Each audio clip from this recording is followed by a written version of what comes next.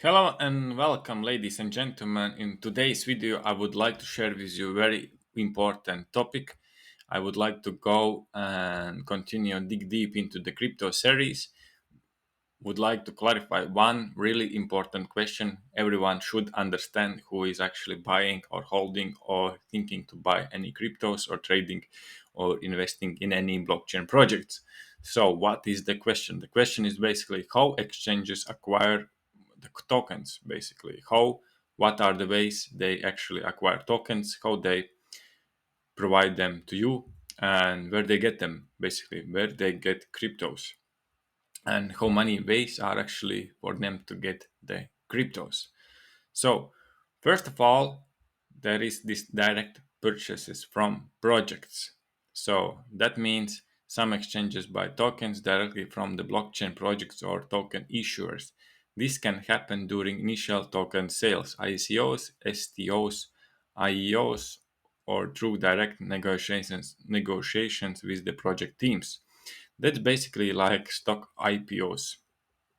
And as well, it's just good to add that basically those exchanges get those tokens with the very good prices, definitely before they are launched into the exchanges into the active trading. So the second is market making and liquidity providing. So, exchanges often engage in market making activities to provide liquidity for tokens listed on their platform. They may purchase tokens from the open market to facilitate trading and ensure there is enough liquidity for users. So, also, exchanges hold a lot of tokens just bought into the exchange just to provide this liquidity and just to ensure there is always enough tokens to provide for their clients. So the next is listing fees. Many exchanges charge listing fees for projects to list their tokens on the platform. These fees can vary widely depending on the exchange popularity and demand for the listing. Exchanges may convert these fees into the tokens for their own holdings. So, of course, this if you want to actually list your token into any of the exchanges, you have to pay some fee to the exchange, and in the many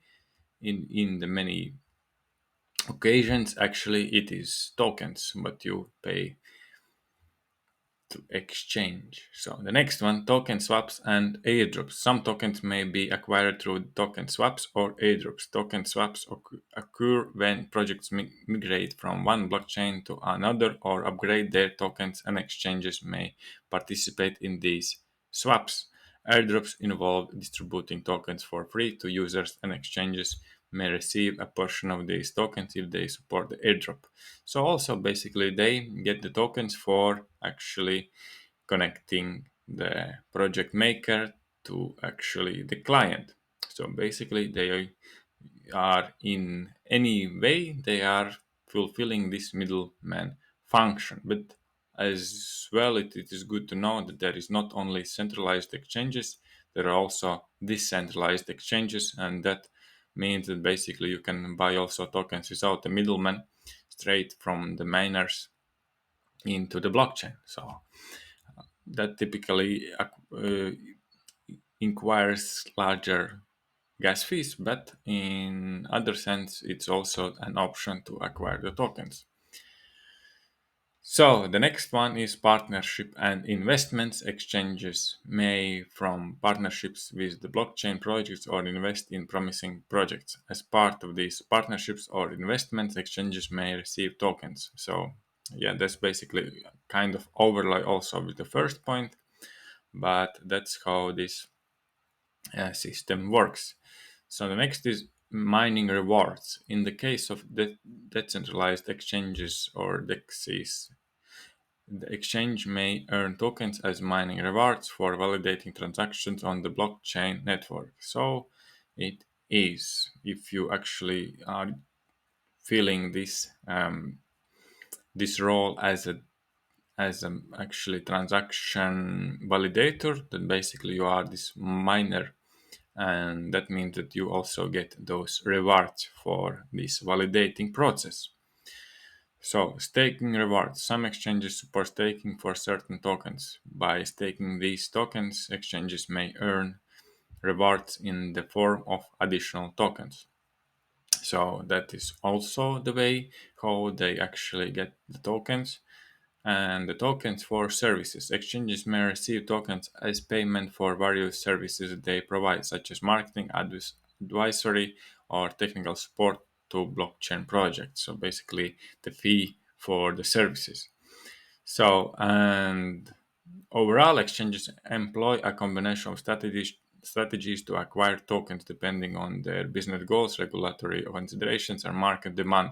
And there is good to add that also in the bull runs when actually the prices are going up for the coins and there is more money flowing into the exchanges and also into the crypto projects, then exchange liquidities are quite fine and there is no risks for liquidations. But as it have been also in the previous, then when there is these large drops into the markets in the bear cycles, then actually also it is pretty risky to hold your coins just in exchange, because in exchange you basically hold in the exchange wallets.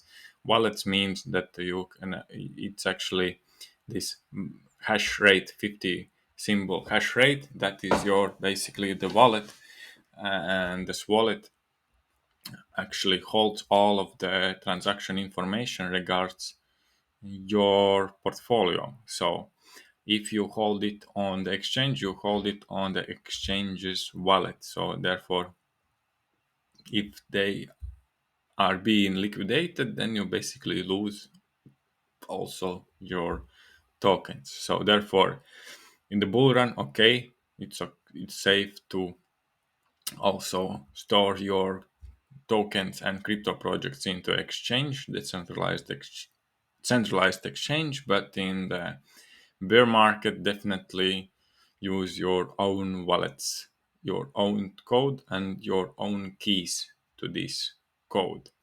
So therefore, I would like to also share with you, for example, Etherscan IO, where you can see all of the transactions on Ethereum blockchain.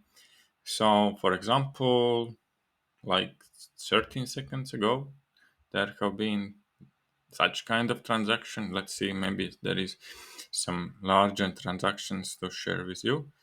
Not really in the last. Okay, this is this certain address basically, where you can also see what they are holding and what's in the wallet.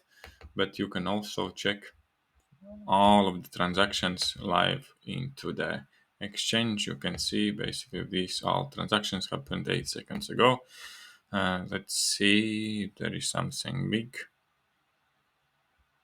Okay, not really at the moment. So, but basically you can see here all of the hash rates for all of those users, from which hash to which hash actually this transaction have been processed. You do not know the names behind those hash rates. You do not know who actually holds it, but this is the symbol under which there is these coins and the wallet.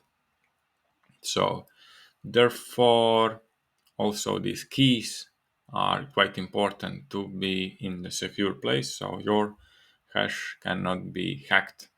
And also, because of this 50 symbol code, it's pretty hard to actually hack any crypto wallets or blockchain, because basically any chain consists of all of the transaction information, and to hack the next chain, to be the first with all of the information and validate the new transactions, you have to actually create the chain with all of the previous transactions and be the first one to create the new ones, so that your block is validated the first. Then you will also receive the mining rewards. But then, as the longer this crypto is alive, the longer the blockchain is alive, the harder actually it becomes to break it down or the scam or hack. So with that being said, basically there is nothing you can touch. It's basically the coin or this crypto money or this monetary system is actually based on the transactions, on the previous information of transactions. So the previous information of the transaction just validates the next transaction and validates and secures that there is no double spending. So that's all about it, what is the blockchain and how the transaction works on the blockchain and what basically is the wallet and what is the crypto itself.